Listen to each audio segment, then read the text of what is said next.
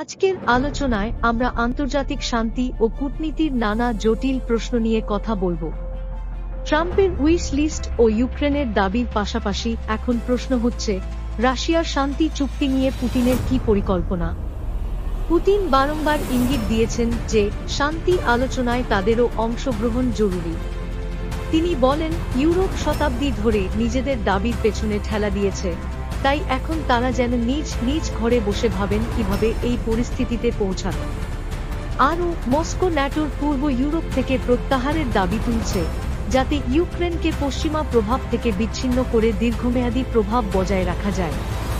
Trump দ্রুত শান্তি চুক্তির দাবিতে থাকলেও মস্কো কৌশলগত ধৈর্যের সাথে শর্ত নির্ধারণ করছে। পুতিন মনে করেন, একটি চুক্তি স্বাভাবিকভাবেই তাদের শর্তে হওয়া উচিত, যাতে মস্কো লাভবান হয়।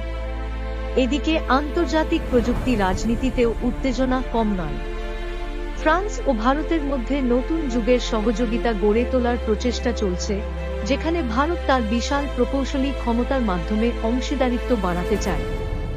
একই সাথে চীনের কম খরচে উন্নত এআই মডেলও বাজারে আলোড়ন সৃষ্টি করেছে, যা আমেরিকান নীতির বিরুদ্ধে নতুন চিন্তার সূত্রপাত করেছে। এই সব বিতর্ক ও কূটনৈতিক মর্মস্পর্শী প্রশ্নের মাঝে প্রধান জিজ্ঞাসা উঠে, আন্তর্জাতিক কূটনীতি ও প্রযুক্তি ক্ষেত্রেও কি বাস্তব প্রয়োজন, এবং খরচভুল বিনিয়োগ কি সত্যিই সঠিক সিদ্ধান্ত? আসুন বিশ্লেষণ করি বর্তমান পরিস্থিতি।